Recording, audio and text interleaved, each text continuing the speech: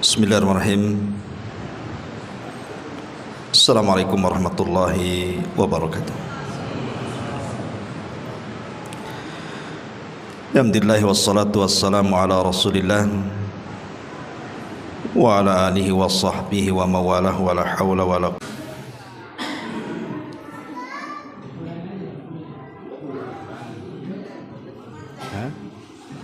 Alhamdulillah.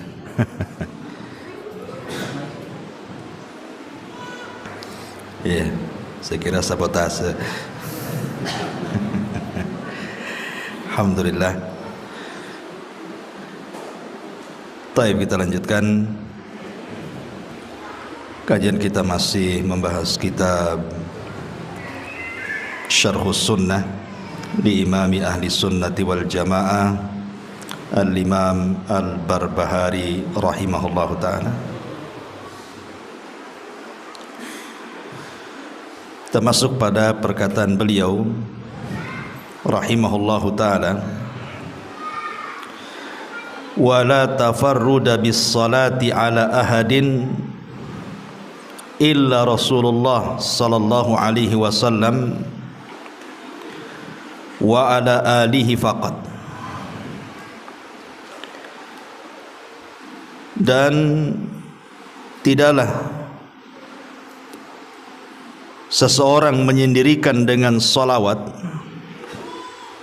kepada salah seorang dan kepada keluarganya saja.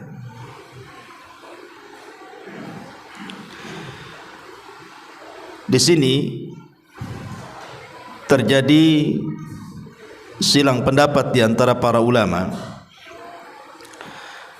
Apakah salawat itu memang khusus bagi Nabi sallallahu alaihi wasallam dan juga keluarganya saja, ataukah salawat itu bisa diberikan kepada selain Nabi? Al-Allamah Al-Imam Ibnul Qayyim rahimahullahu ta'ala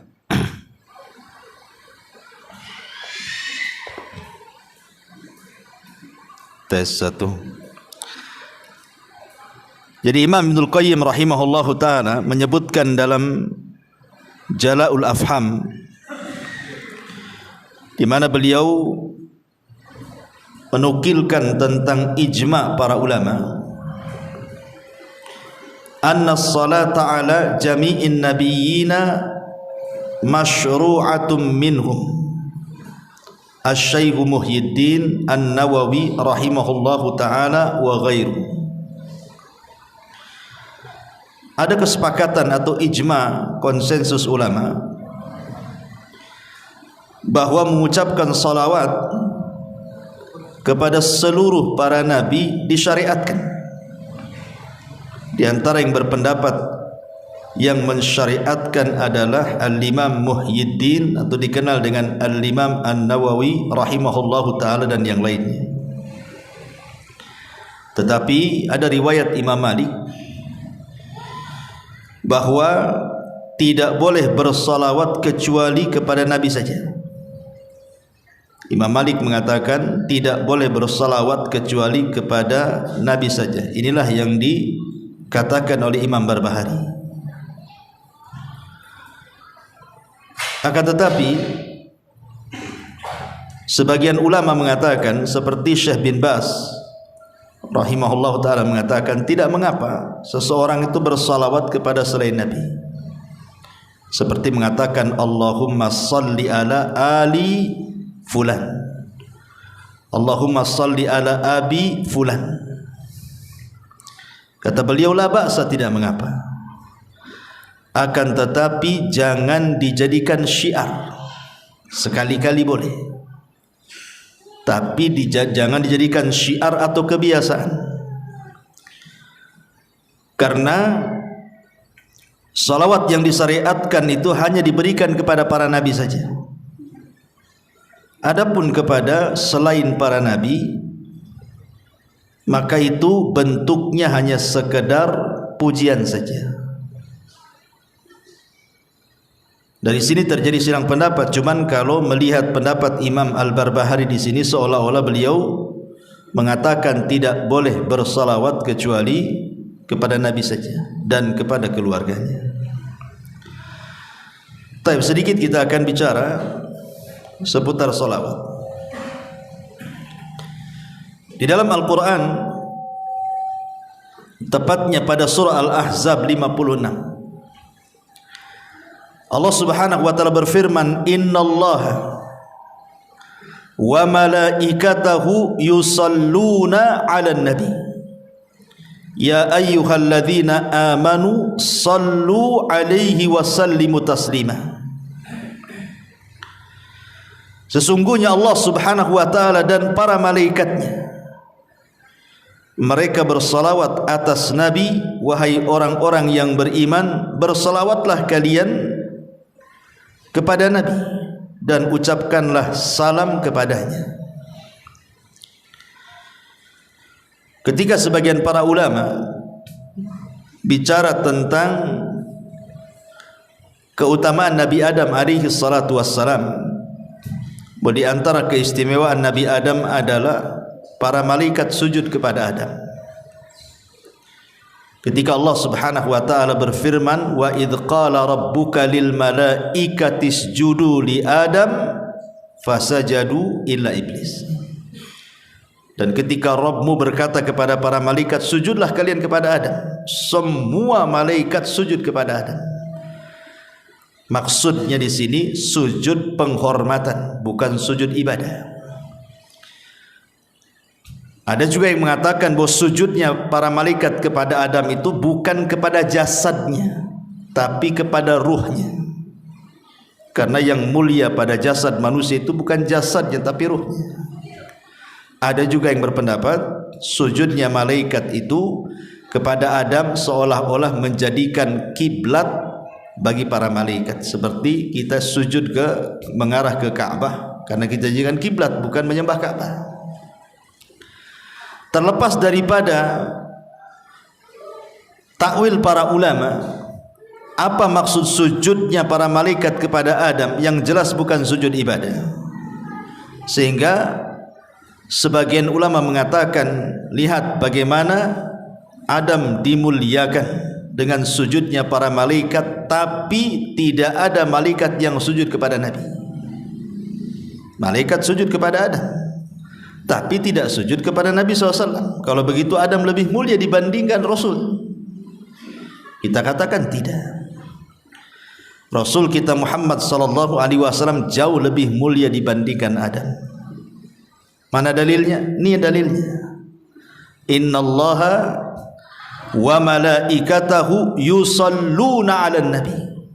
Sesungguhnya Allah dan para malaikatnya mereka bersalawat kepada Nabi. Secara bahasa, antum yang belajar bahasa Arab, sujudnya para malaikat kepada Adam itu cuma satu kali. Makanya menggunakan fi'lul madhi.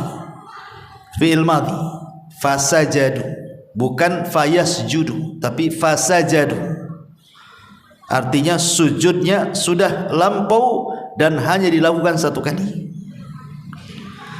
Tetapi salawatnya Allah kepada para malaikat dan juga para malaikatnya kepada Nabi SAW adalah senantiasa terus menerus. Makanya menggunakan fi'lul mudhari, yusalluna, shalla yusalli, menggunakan fi'il mudhari. Dan fi'il mudhari itu diantara faedahnya adalah al-istimrar, terus menerus. Jadi bukan sekali saja bersalawat, tapi terus menerus bersalawat.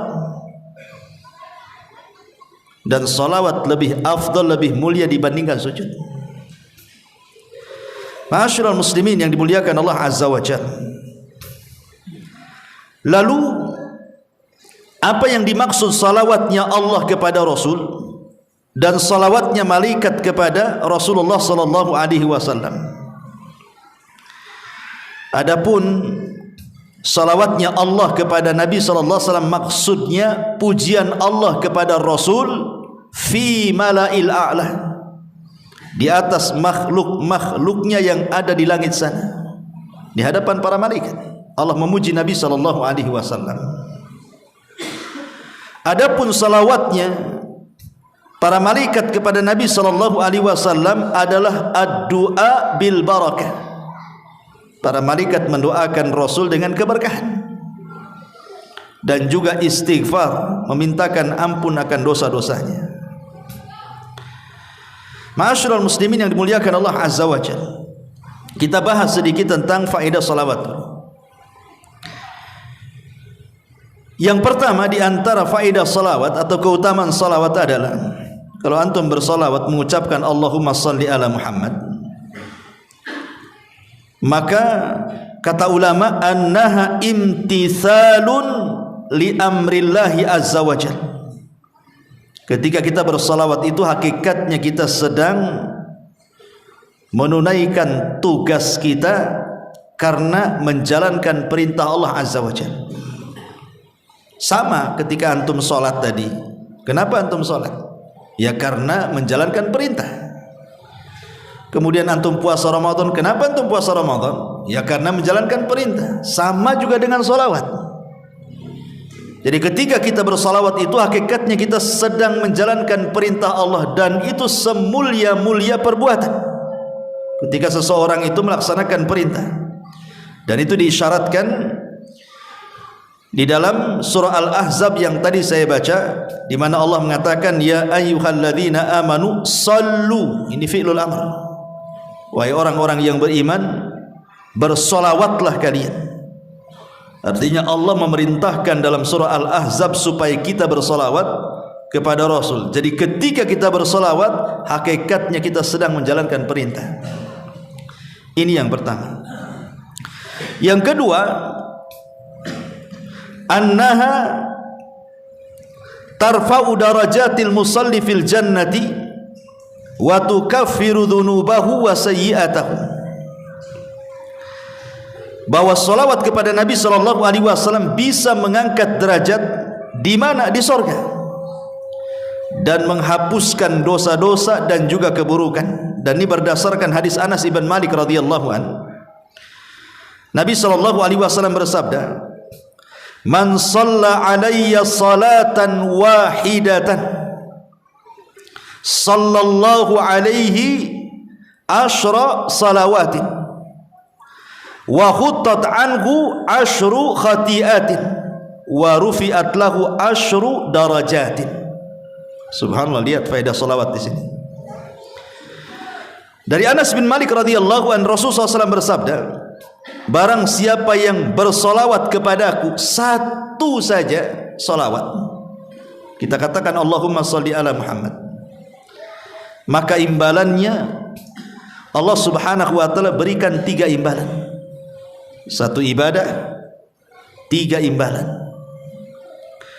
Yang pertama, dengan sebab salawatnya kita kepada Nabi sallallahu alaihi wasallam, Allah bersalawat kepada kita 10 kali. Dan salawatnya Allah, saya katakan tadi, adalah pujian Allah kepada kita di hadapan makhluknya yang ada di langit sana. Bayangkan antum jadi selebritis langit, Allah memuja-muja antum di langit sana 10 kali di hadapan para malaikatnya. Hanya gara-gara 1 salawat kepada Rasul menyebabkan Allah memuji kita 10 kali. Kemudian juga yang kedua, wa khuttat anhu asyru khati'at. Cukup sampai di situ? Tidak. Dan akan dihapuskan darinya 10 kesalahan. Cukup. Rasul katakan wa rufi'at lahu asyru darajat, dan akan diangkat 10 tingkatan. Luar biasa. Ya, salawat 1 kali saja sudah sedemikian rupa pahalanya. Antum kalau saya puji saja udah senang, atau antum dipuji orang besar senang. Gimana kalau yang memuji kita ini Allah subhanahu wa ta'ala? Tentu kita banggalah harusnya. Jadi kalau antum ingin dipuji-puji oleh Allah di hadapan makhluknya di sana, perbanyak salawat. Itu maksudnya. Ini yang kedua. Yang ketiga, annaha sababun likifayati humumil abdi wa in azumat. Dan memperbanyak salawat itu bisa mengobati kebingungan. Bisa mengobati kebingungan. Orang kan banyak masalah setiap harinya, ikhwan. Orang itu pasti akan ditimpa musibah setiap harinya. Masalah ini, masalah itu, macam-macam masalah. Kadang-kadang hidup kita ini kayak orang bingung, stres. Maka di sini dengan cara bersolawat, maka stres kita, bingung kita itu akan hilang. Dan itu berdasarkan hadis Ubay bin Ka'ab radhiyallahu an dari Nabi sallallahu alaihi wasallam, ketika dia berkata kepada Nabi sallallahu alaihi wasallam, "Ya Rasulullah, inni ukthiru salata 'alaika, fakam aj'alu laka min salati?" Faqala ma syi'ta. Qala qultu ar-rubu'. Qala ma syi'ta. Fa in zidta fa huwa khairun laka. Qultu nisf. Qala ma syi'ta. Fa in zidta fa huwa khairun laka. Qala qultu, dia mengatakan thulutsaini. Qala ma syi'ta. Fa in zidta fa huwa khairun laka. Qultu aj'alu laka salati kulliha. Qala idzan tukfa hammuka wa yaghfiru laka dzambuk. Rawahu Tirmidzi. Jadi Ubay radhiyallahu an, Ubay ini seorang sahabat yang dipuji oleh Nabi sallallahu alaihi wasallam dan direkomendasikan diambil Qur'annya. Ubay bin Ka'ab ini seorang sahabat dari 4 sahabat yang direkomendasikan Rasul ambillah Al-Quran dari 4 orang. Salah satunya Ubay bin Ka'ab. Bahkan namanya pernah disebut oleh Allah subhanahu wa ta'ala ketika kita membahas tentang asbab nuzul surah Al-Bayyinah. Nabi memanggil Ubay bin Ka'ab dan mengatakan, "Ya Ubay, Allah menyebut namamu dan Allah memerintahkan aku untuk membacakan surah Al-Bayyinah." Ubay enggak percaya dan mengatakan, "As-sammanillah, namaku disebut-sebut Allah wahai Rasul." Kata Rasul, "Ya," fabaka. Ubay pun menangis. Enggak nyangka nama dia disebut-sebut Allah. Abu Bakar aja enggak disebut, Umar enggak disebut, dia pula disebut. Ya.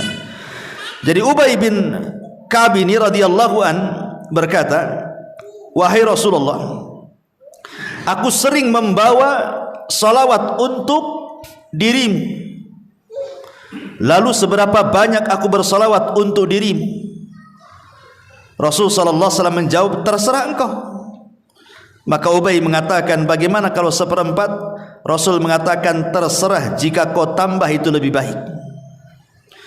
Kemudian kata Ubay, "Bagaimana kalau 1/2?" Kata Rasul, "Terserah, jika kau tambah itu lebih baik."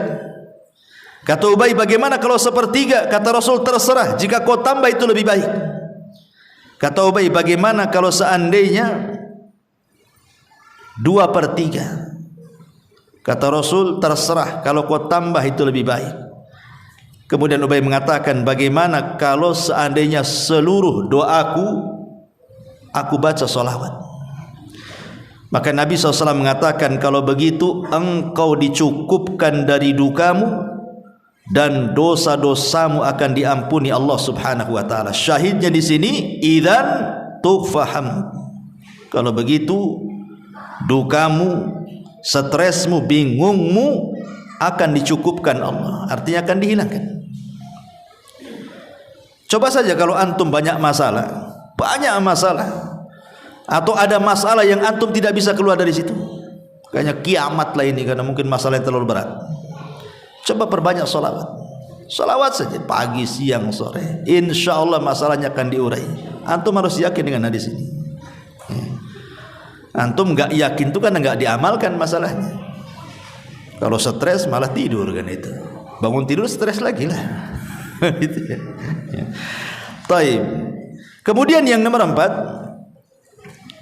bahwa salawat kepada Nabi sallallahu alaihi wasallam annaha dalla ala mahabbatihi sallallahu alaihi wasallam.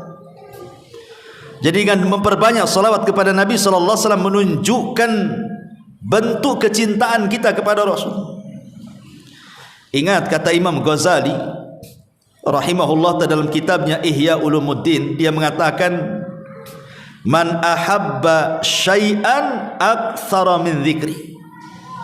Kata Imam Ghazali, siapa yang mencintai sesuatu, pasti dia akan banyak menyebut-nyebut sesuatu yang dicintainya itu. Pasti itu. Kalau antum suka sesuatu, pasti akan disebut-sebut. Lah, orang yang cinta kepada Nabi SAW, maka dia akan menyebut-nyebut orang yang dicintainya. Seperti antum cinta istri antum, tak mungkin antum menyebut-nyebut istri tetangga pula, marahlah istri antum. Ya. Maka kalau seseorang itu cinta dengan Nabi SAW, dalam kaidah Imam Ghazali, man ahabba syai'an aktsara min dzikri. Siapa yang mencintai sesuatu, maka perbanyak menyebutnya. Maka seseorang yang memperbanyak salawat kepada Rasul, itu tanda dia cinta dengan Nabi SAW. Sebab orang yang cinta itu kan senang, dan orang yang senang itu pasti akan menyebut-nyebut orang yang disenanginya. Makanya kisah Laila Majnun, si Majnun ini kalau datang malam hari, dia senang dan menyebut-nyebut pacarnya. Kenapa? Karena malam itu dalam bahasa Arabnya lailun, dan lailun itu nama pacarnya si Majnun. Jadi kalau datang malam hari senang dia, karena pacarnya hadir di malam hari. Tapi kalau di siang hari enggak suka, karena bahasa Arab siang itu naharun, bukan nama pacarnya. Makanya dia Majnun, gila. Dia suka malam, tak suka siang. Sampai satu hari si Majnun ini berburu dia. Dari kejauhan adalah kijang atau menjangan gitu ya, dikejar sama dia, dipanah, tepatlah kena kakinya, jatuhlah kijang itu. Diambilnya pisau, udah didekati, tengok matanya, kok matanya sama dengan mata Laila, nggak jadi disembelih, dilepas lagi.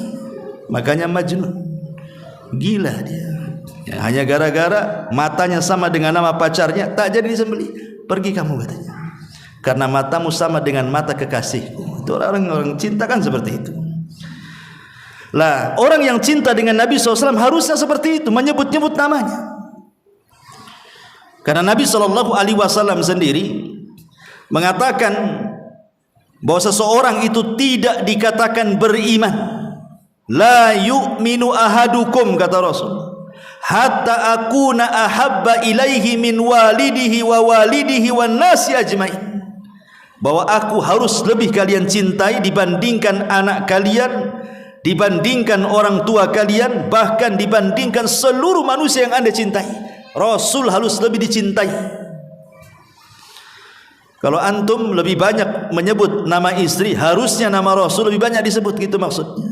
Karena Rasul harus lebih dicintai dibandingkan pasangan kita. Ini yang keempat. Yang kelima, annaha sababun linaili syafa'atihi. Bahwa memperbanyak salawat itu sebab seseorang akan mendapatkan syafaat Nabi SAW. Nabi mengatakan dalam sebuah hadis yang dikeluarkan oleh Imam At-Tabrani, "Shalla alaihi ashran man shalla alaihi ashran idza asbah wa ashran idza amsa faza bi syafaatihi." Dari hadis Ruwaifi radhiyallahu anhu, barang siapa yang bersalawat kepada Rasul 10 kali di pagi hari, 10 kali di petang hari, maka dia sudah berhak mendapatkan syafaat Nabi. Dalam hadis yang lain, man qala Allahumma salli ala Muhammadin wa anzilhul maq'adal muqarrab indaka yaumal qiyamah wajabat lahu syafaati. Barang siapa yang mengucapkan, ya Allah, curahkanlah salawat kepada Muhammad dan tempatkanlah dia di tempat yang terdekat di sisimu pada hari kiamat, apa kata Rasul? Wajabat lahu syafaati, maka dia wajib mendapatkan syafaat dariku. Dan ingat, di akhirat itu yang dibutuhkan untuk menyelamatkan kita cuma 2. Pertama, syafaat. Yang kedua, rahmat. Ketika syafaat sudah tidak ada lagi, maka yang tersisa adalah rahmat Allah Subhanahu wa taala. Makanya ada orang-orang yang tidak mendapatkan syafaat karena sudah habis syafaatnya. Dia tidak mendapatkan syafaat sementara dia masih dalam neraka. Akhirnya Allah selamatkan dia dari neraka bukan karena syafaat, tapi karena Arhamur Rahimin, rahmat Allah Subhanahu wa taala. Jadi syafaat itu sangat penting sekali di akhirat. Lah salah satu mendapatkan syafaat adalah orang yang memperbanyak salawat kepada Nabi sallallahu alaihi wasallam. Ini yang kelima. Yang keenam,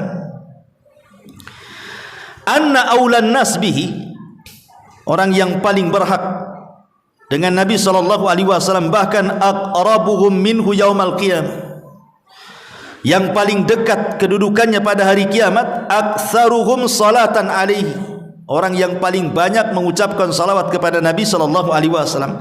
Dan ini berdasarkan hadis aulan nas bi yaumal qiyamah aktsaruhum alayya salatan. Manusia yang paling berhak dan dekat denganku pada hari kiamat adalah orang-orang yang memperbanyak salawat di dunia. Ikhwatu fiddin, muliakan Allah azza wajalla. Di zaman Nabi sallallahu alaihi wasallam masih hidup, sahabat itu ingin dekat dengan Nabi sallallahu alaihi wasallam, bahkan ingin menyentuh, bahkan mengambil sebagian dari jasad Nabi sallallahu alaihi wasallam, seperti rambutnya disimpan dijadikan tabaruk berkah. Kadang-kadang Rasul meludah, ditangkap ludahnya, dioles-oles ke badannya. Apabila Rasul berwudu, bekas wudunya itu sampai perang untuk diambil sisa-sisanya. Bahkan ada seorang sahabat ketika Nabi SAW sedang sakit, kemudian dia minta qisas dan minta dibuka pakaian Rasul, dia pun membukanya, kemudian tidak jadi qisas, hanya ingin menempelkan kulit dia dengan kulit Nabi saja, karena keinginan kedekatan para sahabat dengan Nabi, gitu maksudnya. Lah, kita ini tidak hidup di zaman Nabi, tapi apakah mustahil kita ini bisa dekat dengan Nabi? Tidak. Bahkan ini sesuatu yang mungkin. Kapan itu? Ya kelak pada hari kiamat. Kapan lagi? Di dunia nggak mungkin kita ketemu dengan Nabi. Satu-satunya tempat berjumpa kita dengan Nabi adalah kelak pada hari kiamat. Lah, supaya kita lebih dekat dengan Nabi sallallahu alaihi wasallam, dalam hadis ini aulan nas bi yaumal qiyamah aktsaruhum salatan. Orang yang paling dekat dengan Nabi adalah orang yang paling banyak salawatnya kepada Nabi sallallahu alaihi wasallam. Ini yang nomor 5. Nomor 6. Inna salatal abdi wa salamahu tu'radu ala nabihi fi qabri. Sesungguhnya salawatnya seorang hamba dan ucapan selamat itu akan ditampakkan kepada Nabi dalam kuburannya. Jadi kalau saya mengucapkan Allahumma salli ala Muhammad, maka ada malaikat yang membawa salawat saya kemudian dibawa ke kuburan Nabi. Kemudian malaikat ini menyampaikan, ya Rasulullah, Abu Humairah bersalawat kepadamu. Maka Nabi SAW akan membalas 10 kali lipat salawat saya. Dan sekali lagi saya katakan, salawat itu artinya ad-du'a bil barakah, mendoakan keberkahan. Jadi kalau kita mendoakan keberkahan kepada Rasul 1 kali, maka Rasul akan mendoakan keberkahan kepada kita 10 kali. Coba bayangkan, antum didoakan Nabi loh, Nabi yang mendoakan kita. Makanya ada anak kecil Rabi'ah al-Aslami radhiyallahu anhu, belum balik di zaman Nabi. Rabi'ah al-Aslami ini dia suka membantu Nabi. Dia kalau malam, sepertiga malam, dia siapkan air. Belum balik anak ini, tapi rajin kemudian menyiapkan apapun yang dikehendaki Nabi SAW di malam hari. Akhirnya Rasul pun iba dengan anak ini. Kemudian satu hari dipanggilnya dan mengatakan, ya Rabi'ah, mintalah sesuatu, aku akan beri. Ya kalau anak-anak di zaman sekarang ya pasti minta handphone lah sama Nabi. Itu ya kan, minta apa lagi, minta mainan kan. Tapi anak-anak di zaman itu bukan itu yang diminta. Anak ini belum balik, masih kecil, tiba-tiba mengatakan, jadikan aku temanmu di sorga, katanya. Inni uridu murafaqata fil jannah, jadikan aku temanmu di sorga. Lah anak kecil lo ngomong begitu lo, belum balik ini, ingin menjadi teman Nabi SAW di sorga. Kemudian Nabi SAW mengatakan, kalau begitu bantu aku supaya keinginanmu tercapai. Dengan cara apa? Perbanyaklah kau sujud. Perbanyaklah kau sujud, maksudnya perbanyak solat supaya cita-citamu tercapai satu sorga denganku, gitu maksudnya. Ini anak belum balik kan, luar biasa tuh permintaannya.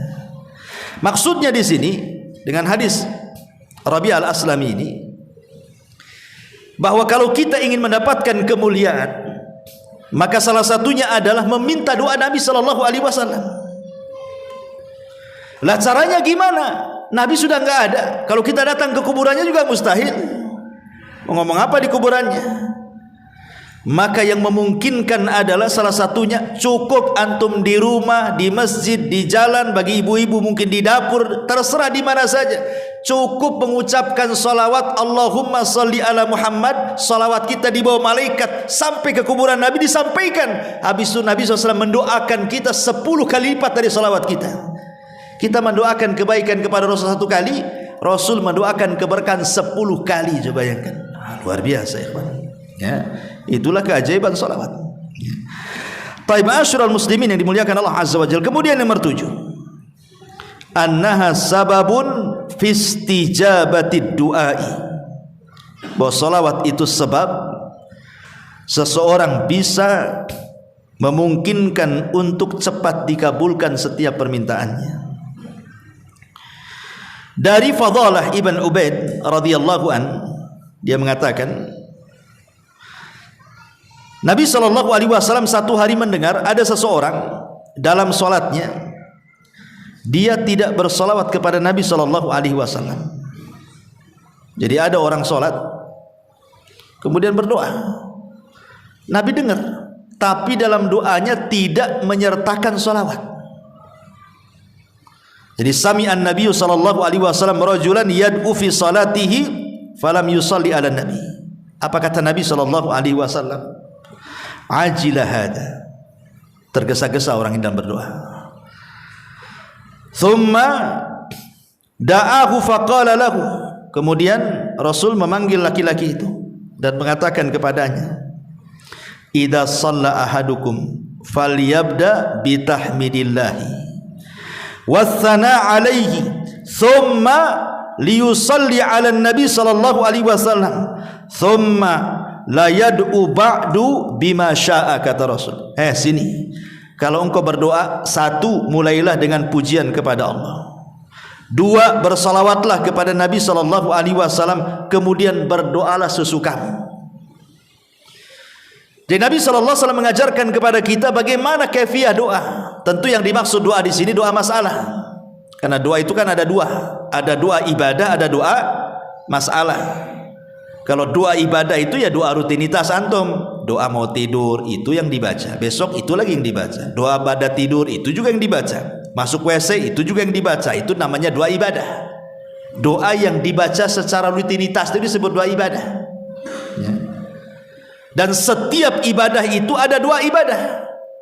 Ketika antum sholat, ketika antum baca Quran, ketika antum puasa, di balik ibadah itu ada doa ibadah. Karena tujuan antum sholat supaya berdoa, sholatnya diterima kan itu. Sholatnya berpahala. Tetapi yang dimaksud di sini adalah doaul masalah. Doa ketika antum ada masalah. Ketika usaha antum gulung tikar, ada masalah keluarga, ada masalah dengan anak, ada masalah dengan orang tua, ada masalah di kantor, macam-macam. Itu namanya doa masalah.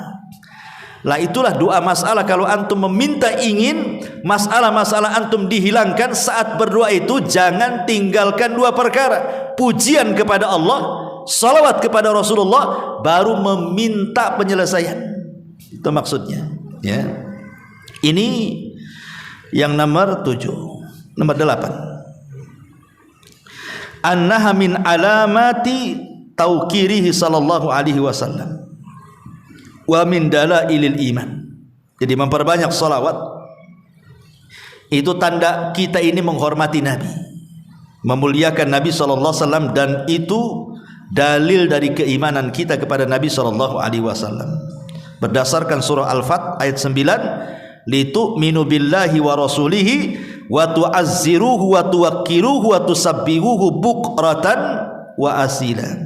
Hendaklah kalian beriman dengan Allah, dengan Rasulnya, memuliakan, menghormati dan bertasbihlah di waktu pagi dan waktu petang.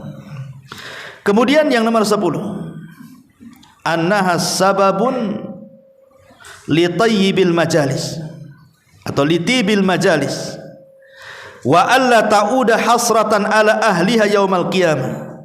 Dan salawat kepada Nabi itu untuk memperbaiki majelis, bahkan supaya majelis itu tidak menjadi kerugian kelak pada hari kiamat. Jadi kalau antum ngobrol, sebelum ngobrol entah ngobrol berdua atau bertiga di warung kopi gitu ya, atau antum mungkin ngobrol dengan tetangga di teras atau di manalah, maka jangan lupa selipkan solawat. Allahumma sholli ala Muhammad, baru ngobrol ya.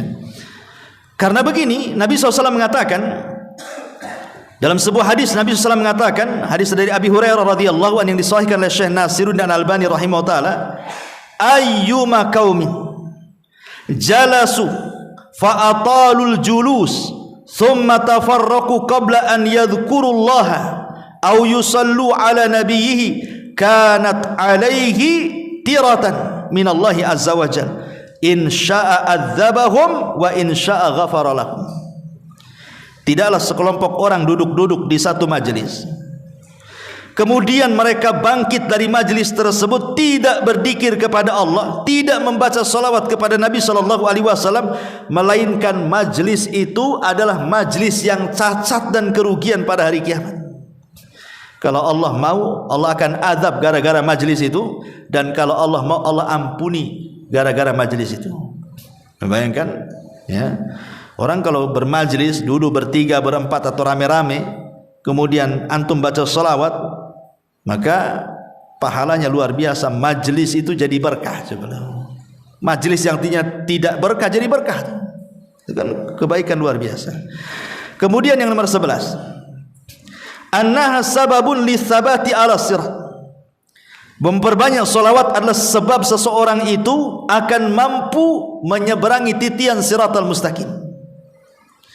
Dalam hadis yang panjang, kata Nabi SAW, wa ra'aitu rajulan min ummati yazhafu ala sirat yahbu ahyanan wa yata'allak ahyanan faja'athu salatuhu alayya fa'aqamathu ala qadamaihi wa anqadathu.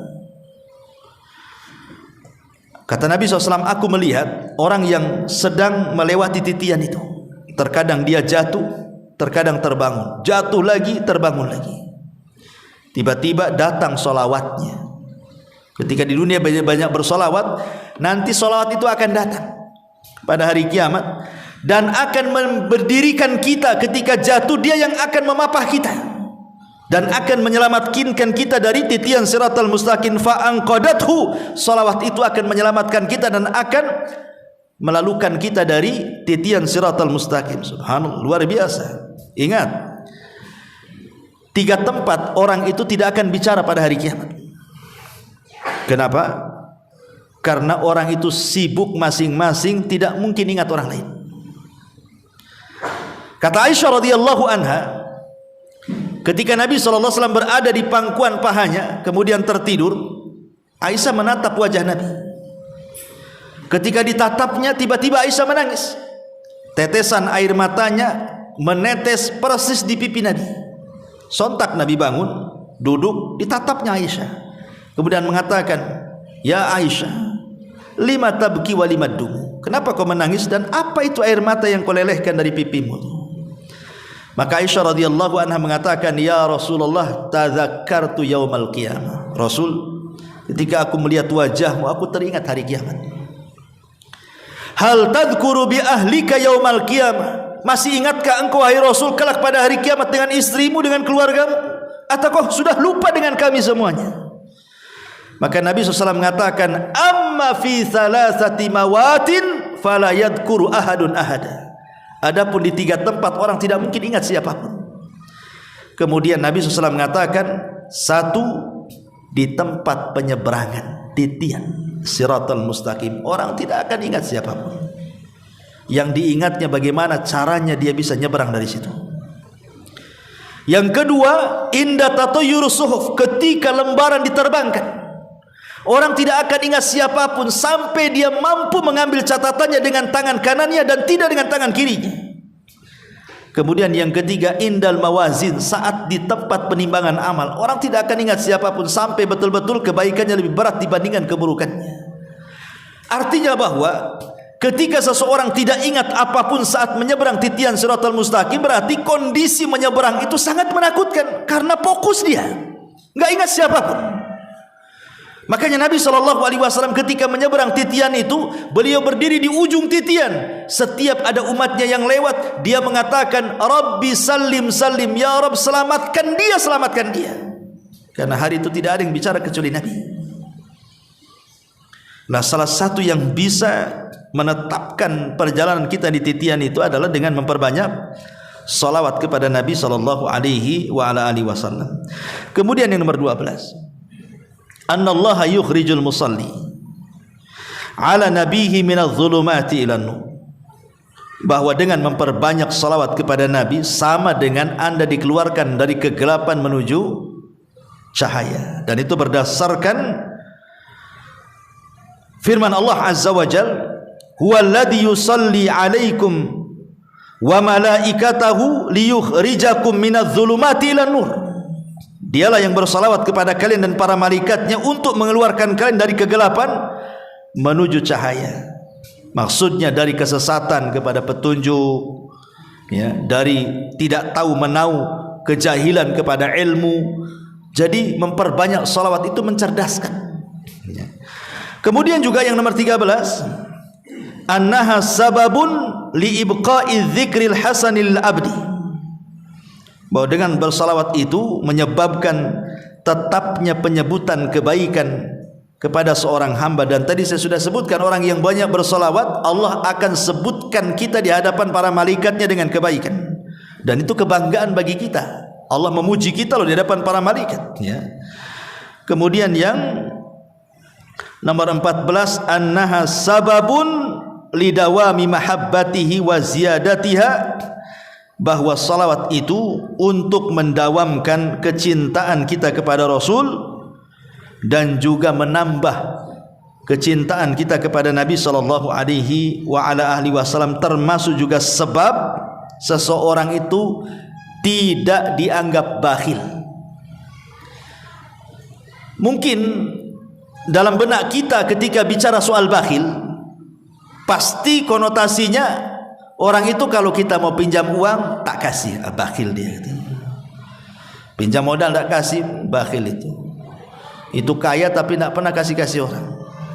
Itu mungkin konotasi kalau kita bicara soal bakhil. Tetapi sebenarnya di sana ada orang yang dikatakan sangat bakhil, lebih bakhil daripada orang tak pernah bantu orang. Apa itu? Ketika disebutkan nama Nabi, antum tidak bersalawat. Maka kata Rasul itu abkhaluna, sebakhil-bakhilnya manusia. Apabila nama Rasul disebut, antum diam saja. Antum sebakhil-bakhilnya orang bakhil. Ya, orang yang tidak pernah bantu orang padahal dia mampu itu dikatakan bakhil. Tapi ini bukan sebakhil-bakhilnya orang bakhil. Tapi sebakhil-bakhilnya orang bakhil ketika antum tidak mau menyebut nama Nabi atau mendengar nama Nabi tapi tidak mau menjawab salawatnya. Na'udzubillah. Ya, sudah azan. Subhanallah bihamdika, asyhadu an la ilaha illa anta, astaghfiruka wa atubu ilaik. Allahu ta'ala. Assalamualaikum warahmatullahi wabarakatuh.